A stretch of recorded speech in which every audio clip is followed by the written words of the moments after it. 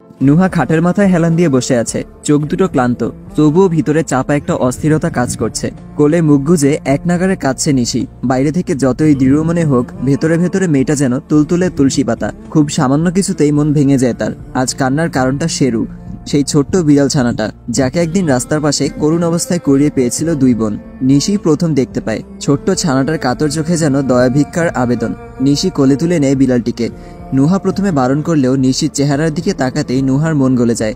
ওর নিজেও তো পশু পাখি ভালোবাসে। অবশেষে দুজন মিলে বাড়িতে নিয়ে আসে বিড়ালটাকে। তারপর থেকেই শেরু হয়ে ওঠে ওদের পরিবারের একটা অংশ। সকালবেলা ঘুম থেকে উঠে শেরুর সঙ্গে খুনসুটি, পড়তে বসলে পাশে এসে গুটিসুটি মেরে বসে থাকা, এসবই কেটে যাচ্ছিল শেরুর জীবন। কিন্তু গত কয়েকদিন ধরে শেরু একটু অসুস্থ ছিল। নুহা ওর যত্নে একটুও কমতি রাখেনি। খাওয়ানো, ওষুধ, স্নান সব ঠিকঠাকই চলছিল। তবুও আজ হঠাৎ এমন একটা ঘটনা ঘটবে সেটা কেউ কল্পনাও করেনি। দরজায় হালকা টোকা পড়তেই নিশি চমকে তাকালো। কে? বাইরে থেকে পরিচিত কণ্ঠ, আহির। আহিরকে দেখেই নিশি উঠে বসলো। খাট থেকে নামতে যাবে, ঠিক তখনই আহির বলল, নিশি, আজ তুমি এখানেই থাকতে পারো, আমি আমার ফোন নিতে এসেছিলাম। নিশি একটু অবাক হলেও আর কিছু বলেনি। আহির ফোনটা টেবিল থেকে তুলে নিল। বের হওয়ার আগে এক পলক নুহার দিকে তাকালো। নুহা তখনও চুপচাপ, নিশির মাথায় হাত রেখে বসে আছে। চোখে যেন ঘোলাটে বিষণ্ণতা। আহির আর কিছু না বলে ঘর থেকে বেরিয়ে গেল। রাতের গভীর নিস্তব্ধতা। হঠাৎ দরজায় ধূপধাপ শব্দে আহির আর সালমানের ঘুম ভেঙে গেল। সালমান চোখ মেলতে না মেলতেই আধো ঘুমের ঘোরে বলল, কে? বাইরে থেকে পরিচিত কণ্ঠ, চাপা উৎকণ্ঠা মিশ্রিত, আমি নিশি। নিশি? নিশিভূত? হ্যাঁ, আপনার ঘাড় মটকাতে এসেছি। দরজা খুলুন বজ্জাত লোক। আহির ইতিমধ্যেই উঠে গেছে। দরজা খুলে দাঁড়াতেই নিশির মুখে উদ্বিগ্নতার ছাপ। কি হয়েছে নিশি, কোনো সমস্যা? নিশি ঘরের আলোয় আসতেই কাপা কণ্ঠে বলল, ওই আপুর অনেক জ্বর, আমি কি করব বুঝতে পারছিলাম না, তাই আপনার কাছে আসলাম। আহিরের কথা না বাড়িয়ে তৎক্ষণাৎ নিশির সাথে নুহার ঘরে গেল। আহির ঘরে ঢুকে জিজ্ঞেস করলো, তাপমাত্রা কত, মেপে দেখেছো? হ্যাঁ, আমি চেক করেছি, তাপমাত্রা প্রায় 103 ছুঁই ছুঁই। আহির তৎপর হাতে একটা রুমাল পানিতে ভিজিয়ে এনে নুহার কপালে রাখলো। নিশি চুপচাপ বোনের মাথার কাছে এসে বসলো। আহির সোফায় বসে ওদের দেখছে। সময় কেটে যাচ্ছে। নিশির চোখে ক্লান্তির ছাপ। আহির বুঝতে পারলো ওর অবস্থাটা। ধীর গলায় বলল, নিশি, তুমি একটু ঘুমিয়ে নাও, চিন্তা করো না, আমার উপর ভরসা রাখো, আমি নুহার খেয়াল রাখবো। নিশি কিছুক্ষণ নির্বাক বসে থাকলো। ভাবনার ভারে যেন তার সমস্ত অস্তিত্ব থমকে গেছে। একসময় এই মানুষটিকে কতটা অপছন্দ করত সে। ঘৃণা, বিরক্তি, এসব অনুভূতিই ছিল সেই সময়। অথচ আজ আহিরকে দেখার পর থেকে তার প্রতি তীব্র বিদ্বেষের অনুভূতিটা নিশির অন্তর থেকে কখন যে লুপ্ত হয়ে গেছে। আহিরের চোখের গভীরে সে যেন নুহার প্রতি নিখাত ভালোবাসার ছায়া দেখে। সেই চোখের ভাষা কোনোদিন মিথ্যা বলে না। সন্ধ্যায় দেখা ঘটনাটা মনে পড়তেই তার ভিতরটা কেমন যেন একটা মোচড় দিয়ে উঠল। নিঃশব্দে উঠে দাঁড়ালো সে। দরজার কাছে গিয়ে একবার পেছনে ফিরে তাকালো। আহির তখনও চুপচাপ বসে আছে। এখন একটি অ্যাড চলবে, আপনারা চাইলে স্কিপ করতে পারেন। ওয়ানেক্স হচ্ছে সবচেয়ে বিশ্বস্ত বুকমেকার, যা পিএসজি এবং সিরিয়া অ্যাপের অফিসিয়াল পার্টনার। খুব শীঘ্রই ইন্ডিয়ান প্রিমিয়ার লিগ শুরু হতে চলেছে এবং এটি সবচেয়ে বড় সুযোগ আপনার প্রিয় দলকে সমর্থন করার। এই অ্যাপে আপনি cricket, football, tennis live match দেখতে এবং তাদের স্কোর ভবিষ্যৎবাণী করে সহজে অর্থ উপার্জন করতে পারবেন। সেই সাথে বিএমডব্লিউ গাড়ি, আইফোন, ল্যাপটপ এবং আরো অনেক নগদ পুরস্কার জেতারও সুযোগ রয়েছে। এই অ্যাপটিতে আপনি crash, crystal, under and over 21 ইত্যাদি গেম খেলে সহজেই আয় করতে পারবেন। আপনি বিকাশ, নগদ, ব্যাংক, ক্রিপ্টো, পেপাল এবং অন্যান্য সহজ পদ্ধতির মাধ্যমে সহজেই আপনার জেতা টাকা তুলতে পারবেন। এখানে আপনি 24 ঘন্টা 7 দিন গ্রাহক সহায়তা পাবেন। তাই এখনই পিন কমেন্টের লিঙ্ক ব্যবহার করে রেজিস্ট্রেশন করুন অথবা গুগলে ওয়ানেক্স সার্চ করে রেজিস্ট্রেশন করুন। আর হ্যাঁ, রেজিস্ট্রেশনের সময় আমার প্রোমো কোড ওয়ানমারুফ ব্যবহার করে প্রথমবার ডিপোজিটে 20,000 টাকা পর্যন্ত জেতার সুযোগ পান। অনিমেষ দৃষ্টিতে তাকিয়ে আছে কোথাও। নিশি একটু থেমে অস্ফুট স্বরে বলল, আহির ভাই, আপুর খেয়াল রাখবেন। কথাটুকু বলে ধীর পায়ে সরে গেল নিশি। আহির খেয়াল করলো নুহার ঠোঁট কাঁপছে। জ্বরের ঘরে অস্পষ্ট কিছু শব্দ ফিসফিস করে বেরিয়ে আসছে তার। জ্বরের ঘরে অস্পষ্ট কিছু শব্দ ফিসফিস করে বেরিয়ে আসছে তার ঠোঁটের কোনায়। গুঞ্জনের মতো সেই শব্দগুলো স্পষ্ট নয়। ধীরে ধীরে উঠে এসে নুহার মাথার পাশে বসলো সে। নিস্তব্ধ ঘর, মৃদু আলো, সবকিছু যেন থমকে আছে এই দুজনের নিঃশ্বাসের ভারে। আহির হাত বাড়িয়ে রুমালটা তুলে নিল। ঠান্ডা পানিতে ভিজিয়ে এনে আলতো করে রাখলো নুহার কপালের উপর। কয়েক মুহূর্ত চুপচাপ তাকিয়ে থাকলো আহির। চোখ নামিয়ে আনলো নুহার মুখের কাছে, কানটা এগিয়ে দিল। নুহা কি যেন বলছে, খুব মনোযোগ দিয়ে শোনার চেষ্টা করলো। কিন্তু শব্দগুলো যেন দূরের মেঘের গুঞ্জনের মতো আছে, তবু নেই। আহির গলায় চাপা সুরে ডাকলো, নুহা, শুনতে পাচ্ছেন? একটু উঠুন, আপনার ওষুধ খাওয়া দরকার। নুহা ধীরে ধীরে চোখ খুলল। চোখ দুটি ছিল জ্বরের কুয়াশায় ঢাকা, ক্লান্তিতে ভরা। তার মুখে বিস্ময়ের ছাপ ফুটে উঠল। কিছুক্ষণ চুপচাপ তাকিয়ে রইল। তারপর কষ্টের সুরে বলল, আপনি এখানে কি করছেন? আপনি আবার নিজের সীমা ভুলে গেছেন? আমার কাছে কেন এসেছেন? আহির কোনো উত্তর দিল না, একটুও কথা না বলে উঠে গেল। কিছুক্ষণ পর ফিরে এসে হাতে কয়েকটি ঔষধ আর গ্লাস ভর্তি পানি নিয়ে নুহার দিকে এগিয়ে দিল। এগুলো খান, জ্বরটা বেশি। নুহা হাত বাড়াতে যাচ্ছিল, কিন্তু হঠাৎ থমকে গেল। তার মুখটা কুঁচকে গেল, যেন এক মুহূর্তের জন্য কিছু ভয় কিংবা অস্বস্তি তাকে আচ্ছন্ন করে ফেলছে। 1 মিনিট, আহির দূরে থাকুন, আমার কেমন যেন বলেই নুহা খাট থেকে নামার চেষ্টা করছিল। কথা শেষ হওয়ার আগেই নুহা কাঁপতে কাঁপতে বমি করে ফেলল। হঠাৎ এই পরিস্থিতিতে আহির সরে যেতে পারল না। বমির বেশিরভাগটা আহিরের টি শার্টে এসে লাগলো, কিন্তু তাতে কোনো বিরক্তির চিহ্ন তার চোখে দেখা গেল না। বরং দ্রুত এগিয়ে এসে নুহাকে শক্ত করে ধরল, যেন সে পড়ে না যায়। বাথরুমে চলুন, মুখটা ধুয়ে নিন। নুহা লজ্জায় মাথা নিচু করে বলল, আমি আপনাকে দূরে থাকতে বলছিলাম। আই এম সরি, আমি আসলে। আহির তার কথা শেষ করতে দিল না। আমি বুঝতে পারছি, চলুন। সকালটা আজ যেন একেবারে অন্যরকম ছিল। নুহার ঘরের জানালা দিয়ে সূর্যের সোনালি আলো ধীরে ধীরে ভেতরে প্রবাহিত হচ্ছিল। আলো চিহ্নগুলো নুহার গায়ে এসে পড়তেই তার ঘুম কেটে গেল। শরীরটা এখনো ক্লান্ত, মাথাটা ভারী, কিন্তু জ্বরটা কিছুটা কমেছে, এটা সে অনুভব করলো। চোখ খুলতেই সবার আগে আহিরকে খুঁজতে শুরু করলো। দেখতে পেল আহির সোফায় বসে, এক হাতে মাথা ঠেকিয়ে ক্লান্ত চোখে ঘুমিয়ে পড়েছে। মনে হলো হয়তো রাতভর জেগেই ছিল। রাতের ঘটনার কথা মনে পড়তেই নুহার মুখটা যেন নিজের অজান্তেই নিচু হয়ে গেল। তার ভেতর এক অস্বস্তি, এক লজ্জা ঘুরপাক খেতে লাগলো। এই মানুষটাকে সে কতবার অপমান করেছে, কতবার দূরে সরিয়ে রেখেছে, তবুও কখনো তাকে একটু আঘাত দেয়নি আহির। বরং বিপদের মুহূর্তে যখন তাকে সবচেয়ে বেশি দরকার ছিল, তখনই সে পাশে দাঁড়িয়েছে। জ্বরের ঘোর কেটে গেলেও শরীরটা তবুও দুর্বল। উঠে দাঁড়াতে গিয়ে হাতটা পাশের টেবিলে রাখা পানির গ্লাসে লাগলো। টুং শব্দ হলো আর গ্লাসটা ছড়িয়ে পড়লো মেঝেতে, চূর্ণ বিচূর্ণ হয়ে। আহির ঘুম থেকে চমকে উঠে বসে গেল। আপনি উঠে গেছেন? তারপর সঙ্গে সঙ্গে নুহার দিকে এগিয়ে এসে বলল, কেমন লাগছে এখন? জ্বরটা কমেছে? আহির হাত বাড়িয়ে তার মাথায় হাত দিতে গিয়েছিল, কিন্তু মুহূর্তেই যেন নিজেই সরে গেল। ভালো লাগছে, জ্বর নেই মনে হয় বলেই এক ঝটকায় আহিরের হাতটা ধরে নিজের কপালে ঠেকালো। দেখুন, জ্বর কি এখনো আছে? আহির কিছুটা অবাক হয়ে নুহার স্পর্শে স্থির হয়ে দাঁড়িয়ে রইল। জ্বর তো নেই, তবে আপনি এমন ভুলভাল কাজ করছেন কেন? নুহা তার হাত ছেড়ে উঠে দাঁড়াতে যাবার চেষ্টা করছিল, কিন্তু ঠিক তখনই আহির তার হাত ধরে একটু টান দিল। নুহা ভারসাম্য হারিয়ে সোজা আহিরের বুকের উপর এসে পড়ল। নুহা সোজা চোখ তুলে তাকালো আহিরের দিকে। কি করছেন আপনি? আপনি আবার নিজের সীমা। কথা শেষ হওয়ার আগেই আহির এক হাতে আলতা করে তার মুখ চেপে ধরল। যদি আমি নিজের সীমায় থাকতাম, তবে আপনি ঠিক এই মুহূর্তে কাচের টুকরোর উপর দাঁড়িয়ে থাকতেন। সেটা কি ভালো হতো? নুহা এক মুহূর্তের জন্য নিশ্চুপ হয়ে গেল। বুকের ভেতর অদৃশ্য কোনো অনুভূতি ধুকধুক করে উঠল। সে কিছু না বলেই একটু সরে দাঁড়ালো, চোখ নামিয়ে বলল, আই এম সরি, আসলে আমি। আহির মৃদু হেসে বলল, এতবার সরি বলবেন না, নিচে চলুন, কিছু খেয়ে নিন। আহির যেতে গিয়ে থেমে বলল, আপনি চিন্তা করবেন না, আমাকে বিশ্বাস করতে পারেন। আমি আমার সীমা কখনোই ভুলবো না, আর আপনাকে ভুলে যেতেও জোর করব না, বরং আপনাকে যত তাড়াতাড়ি সম্ভব মুক্তি দেওয়ার চেষ্টা করব। আহির আর কিছু বলল না, সোজা চলে গেল। বাড়িটা আজ বেশ শোরগোলপূর্ণ।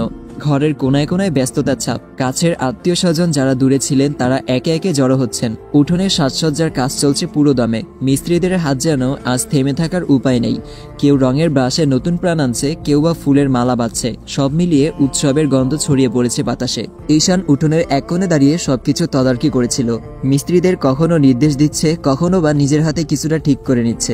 এমন সময় তার চোখ আটকালো ইরিনার দিকে। মেয়েটা একা একা বাগানের দিকে চলে যাচ্ছে। ঈশানের ভ্রু একটু কুঁচকে উঠল। কৌতূহল মিশ্রিত উদ্বেগ কাজ করলো মনে।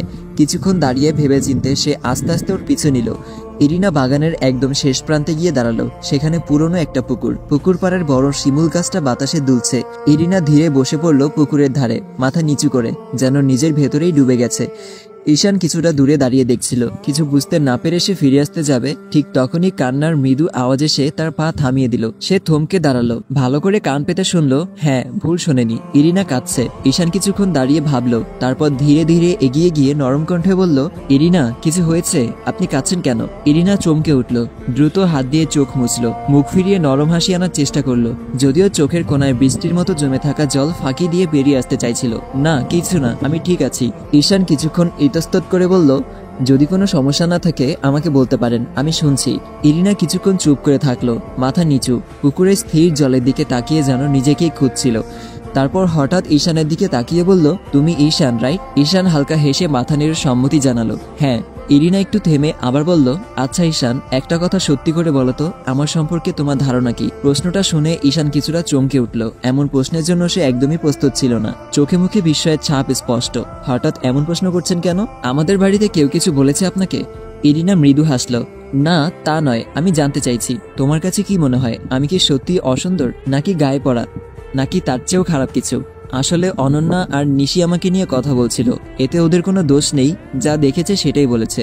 ঈশান একটু ভেবে নিয়ে নরম গলায় বলল, সত্যি কথা বলতে আমি মনে করি কেউই অসুন্দর নয়, প্রত্যেকেই তার নিজের মতো করে সুন্দর। কেউ হয়তো কারো চোখে অপূর্ব, আবার কারো চোখে সাধারণ, সেটা নির্ভর করে দেখার দৃষ্টিভঙ্গির উপর। আপনি যেমন তেমনই সুন্দর, পৃথিবীতে যেমন কেউই নিখুঁত নয় তেমনি কেউ অসুন্দর নয়। তবে যদি আপনার কথা বলেন, একটা মেয়ে যেমন হলে তাকে সুন্দরীর বলা হয়, আপনি তেমনই। সহজে বলতে গেলে আপনিও সুন্দরীদের মধ্যে একজন। জানো, আহিরকে যখন প্রথম দেখেছিলাম তখন আমার খুব সাধারণই লেগেছিল, চুপচাপ মনমরা একটা ছেলে, সবসময় যেন কিছু একটা ভাবতো, হয়তো পরিবারের কথা। আর আমি ছিলাম ঠিক ওর উল্টো, প্রাণবন্ত, হাসি খুশি, ঘুরে বেড়ানো আমার কাজ। আমরা কিভাবে যেন বন্ধু হয়ে গেলাম। আহির কখনো কারোর সাথে খারাপ ব্যবহার করতো না, আমি তো কখনো কোনো মেয়ের সাথে তাকে খারাপ সম্পর্কেও দেখিনি, বরং কোনো কারণেও মেয়েদেরকে এড়িয়ে চলতো। সবসময় পড়াশোনায় মন দিত, আমাদের সবাইকে পড়তে বলতো, আমিও সব ফাঁকি দিয়ে বেড়াতে চাইতাম আর ও পুষতে বসতো। এই বিপরীতে টানেই হয়তো আমি ওর প্রতি দুর্বল হয়ে পড়লাম। আমি আহিরকে অনেকবার বলেছি আমার অনুভূতির কথা, আমার ব্যবহারে বোঝানোর চেষ্টা করেছি, জানিও বিরক্ত হতো, যে কারো হওয়ার কথা, কিন্তু কখনো রুড হয়নি, কখনো সুযোগ নেয়নি। ওর ব্যবহারের এই সততার জায়গাটাই আমাকে সবচেয়ে বেশি মুগ্ধ করেছিল। ঈশান নিবিষ্ট মনে শুনছিল ইরিনার কণ্ঠে এক অদ্ভুত আবেগের কম্পন। একদিন আহির আমাদের তার জীবনের সব কথা খুলে বলল, কেন সে ইতালি গিয়েছিল, কেন নিজের জীবনটা গুছিয়ে নিতে ছুটছিল। সবচেয়ে অবাক আমি তখন হলাম যখন শুনলাম বিয়ের প্রথম দিনেই আহিরের স্ত্রী মানে নুহার মুখও দেখেনি, তবুও ও বলেছিল তাদের ডিভোর্স না হওয়া পর্যন্ত ও নুহার স্বামী। আর এই সম্পর্ক যতদিন থাকবে ততদিন ও আর কোনো সম্পর্কে জড়াবে না, কারণ সে এখনো বিবাহিত। তুমি বলো, যে পুরুষ বিয়ের প্রথম রাতেই পালিয়ে যেতে বাধ্য হয়েছিল, যার নিজের স্ত্রীর চেহারা মনেও নেই ঠিকভাবে, সে যদি শুধুমাত্র বিবাহিত এই পরিচয়ের ভার মাথায় নিয়ে নিজেকে এত কিছু থেকে দূরে সরিয়ে রাখে, এমন একজন পুরুষের প্রেমে কে পড়তে চাইবে না। জানো ঈশান, আমি ভেবেছিলাম আহির কোনো না কোনো দিন আমাকে মেনে নেবে, হয়তো সময়ের সঙ্গে ওর মন বদলাবে, কারণ ওর জীবনে নুহার কোনো অস্তিত্বই ছিল না। আর তাই আমি নিজেকে বদলাতে শুরু করলাম, ওর মনের মতো হওয়ার চেষ্টা করলাম, এখনো করছি। দেখো না, আমি তো তোমাদের মতো বাঙালি হওয়ারও চেষ্টা করছি। আমি ওর পছন্দের মতো কথা বলি, ওর ভালো লাগা খারাপ লাগা বোঝার চেষ্টা করি, নিজের সবটুকু দিয়ে ওর কাছে পৌঁছাতে চেয়েছি। কিন্তু আমি এখন বুঝতে পারছি আমি ভুল করেছি। কথা বলতে বলতে তার গলা ধরে এলো। আমি আহিরের চোখে এখন নুহার জন্য ভালোবাসা দেখি। জানো, আগে কখনো দেখিনি সে চোখে এত মায়া, এত আবেগ। আহিরের চোখে নুহার প্রতি মুগ্ধতা, ভালোবাসা আমাকে বারবার মনে করিয়ে দেয় আমি সেখানে নেই, আমি কোনোদিন ছিলাম না। আহিরকে খুশি দেখতে আমার ভালো লাগে, সত্যি বলছি। ও হাসলে মনে হয় পৃথিবীটা একটু সুন্দর হয়ে গেল। কিন্তু জানো ঈশান, আমার বুকের ভেতরটা কেন যেন হাহাকার করে, কেন এত কষ্ট হয়, কেন মনে হয় আমি কোথাও ফাঁকা পড়ে গেছি। ঈশান একটু থেমে ইরিনার মুখের দিকে তাকালো, তার চোখে অদ্ভুত এক কষ্টের ছায়া। যে কথাগুলো বলতে যাচ্ছিল সেগুলো যেন ওজনদার হয়ে উঠল। দেখুন, আপনাকে সান্ত্বনা দেওয়ার মতো মুখস্থ কোনো কথা আমার জানা নেই, আর সত্যি বলতে এই মুহূর্তে সান্ত্বনা হয়তো যথেষ্টও নয়। কিন্তু একটা কথা বলবো মন থেকে, কেউ আপনাকে গ্রহণ করেনি মানে এই নয় যে আপনি অপূর্ণ বা অসুন্দর। কেউ আপনাকে চায়নি, লসটা কিন্তু আপনার নয়, লসটা তার, যে আপনার মতো ভালোবাসতে জানে। এতটা নিঃস্বার্থ, এতটা উদার একজন মানুষকে হারিয়ে ফেললো, তার বরং দুঃখ হওয়া উচিত। জীবন কখনো একজনের জন্য থেমে থাকে না, থাকবেও না। একজনকে না পেলেই সব শেষ, ব্যাপারটা এমন নয়। আর আমি শুধু এটুকু বলবো, নিজেকে সস্তা করে দেখবেন না কখনো। নিজেকে এমন কারোর জন্য তুলে রাখুন যে আপনাকে ভালোবাসবে, যে আপনার প্রতিটা ভালোবাসার মূল্য দেবে। দেখবেন জীবন তখনই সুন্দর হয়ে উঠবে। ঈশান এবার হেসে বলল, চলুন, অনেক কথা হলো, সন্ধ্যা নামতে তো আর বেশি দেরি নেই, একটু পরেই তো নাচ গানের রিহার্সাল শুরু হবে, আপনাকেও নাচতে হবে, প্রস্তুত তো আপনি? ইরিনা চোখ মুছল, এবার একটু প্রাণখোলা হাসি ফুটে উঠল মুখে। সত্যি বলতে তোমার সঙ্গে কথা বলে মনে হচ্ছে অনেকটা হালকা হয়ে গেলাম। আর হ্যাঁ, তুমি আমায় তুমি করে বলতে পারো। ঈশান একগাল হেসে বলল, ঠিক আছে ইরিনা, তবে এবার চলো। সন্ধ্যা নামতে নামতে আকাশ জুড়ে লালচে আভা মিশে গিয়ে কালচে নীল রঙের রূপ নিল। দূরের মাঠ প্রান্তর ধীরে ধীরে অন্ধকারে ঢেকে গেল। বাড়ির উঠোনে এখনো মৃদু আলোর ঝলকানি, গাছের পাতায় পাতায় সন্ধ্যার বাতাস খেলা করছে। বাড়ির ছাদ তখন সবার হাসি আনন্দ, গানের সুর আর পায়ের ছন্দে মুখরতা। নাচ গানের রিহার্সাল জমে উঠেছে, কে কোন গানে নাচবে সবকিছু ঠিকঠাক করে নিচ্ছে সবাই। কখনো হেসে ফেটে পড়ছে, কখনো তাল কাটলে কেউ ঠাট্টা করছে। নুহা এক কোণায় দাঁড়িয়ে দেখে মাঝে মাঝে সহ্য করছে। ঠিক তখনই পেছন থেকে আরিফা বেগম এগিয়ে এসে নুহার কাঁধে হাত রাখলেন। নুহা, তুমি জানো আহির কোথায়? ছেলেটা সেই সকাল থেকে বের হয়ে এখনো ফিরল না। আমি ভেবেছিলাম অফিসে গেছে, কিন্তু ওর বাবা তো বিকেলে এসে বলল অফিসে নাকি যায়নি আহির। তোমাকে কিছু বলে গেছে? নুহা একটু চমকে উঠল। আমি জানি না আন্টি, উনি আমাকে কিছুই বলেননি। আরিফা বেগমের কপালে ভাঁজ পড়ল। তুমি একবার ফোন করে দেখো তো, বলো যেখানেই থাকুক যেন এখনই ফিরে আসে। আমার তো রান্নাঘরে যেতে হবে, অনেক লোকজন, রমা একা কুলোতে পারছে না। বলেই তাড়াহুড়ো করে নিচে নেমে গেলেন আরিফা বেগম। কল করতে গিয়ে নুহার একটু ইতস্তত বোধ হলো। নুহা ফোনটা কানে ধরে কিছুক্ষণ নিস্তব্ধ দাঁড়িয়ে রইল। ওপাশ থেকে আসা যান্ত্রিক কণ্ঠ জানিয়ে দিল, আপনার ডায়াল করা নাম্বারটি বন্ধ রয়েছে। হাতটা ধীরে ধীরে নামিয়ে নিল সে। বুকের মধ্যে ধুকধুকানিটা স্পষ্ট হয়ে উঠল। মনে হলো চারপাশের কোলাহল, হাসি, আনন্দ সব যেন ক্রমেই দূরে সরে যাচ্ছে। ছাদে এখনো সালমান গলা মিলিয়ে বাংলা গান গাওয়ার চেষ্টা করছে, তাতে বাকিরা হেসে লুটোপুটি খাচ্ছে। কিন্তু নুহার কানে সে হাসির শব্দ আর ভালো লাগছে না, বরং মনে হচ্ছে অদৃশ্য একটা অশনি সংকেত তার চারপাশে ঘিরে ফেলেছে। ফোন বন্ধ কেন? নিজের মনেই বিড়বিড় করে উঠল নুহা। কিছুক্ষণ আগে সালমানের ঠাট্টা মশকরা করা কথা মনে পড়ল। আপনার বরের নাম্বার আপনার কাছে নেই, বিষয়টা ভালো দেখায় না। কথাটা কেন জানি এখন কাটার মতো বিচ্ছে নুহার মনে। সত্যিই তো, আহিরের নাম্বার কেন তার কাছে নেই? যাই হোক না কেন, ওরা তো এক ছাদের নিচে থাকে। নুহা অসহায়ভাবে চারপাশে তাকালো। সবার ব্যস্ততা, আনন্দ, সাজসজ্জার প্রস্তুতি সবকিছুতেই যেন সে এক অচেনা অতিথি। একটা সময় ছিল যখন আহিরকে নিয়ে এমন চিন্তা করার প্রয়োজন হতো না, কিন্তু এখন কেন আহিরের জন্য এতটা মন ব্যস্ত হচ্ছে? সেদিনে সেই ভয়ানক ঘটনার কথা নুহার বারবার মনে পড়ছে। আহিরের সাথে যদি আজও খারাপ কিছু ঘটে, নুহার বুকের ভেতরটা কেমন যেন মোচড় দিয়ে উঠল। সে আবার ডায়াল করলো আহিরের নাম্বারে। ফোন বন্ধ রয়েছে। আবার সেই একই উত্তর। এবার সত্যিই আতঙ্ক গ্রাস করল। নুহা চুপ করে দাঁড়িয়ে আকাশের দিকে তাকালো। সন্ধ্যার আবছা আলোয় আকাশটাও যেন ভারী মনে হচ্ছে। মনের মধ্যে প্রশ্ন, ভয় আর এক রাশ উদ্বেগ। আহির কোথায় আপনি?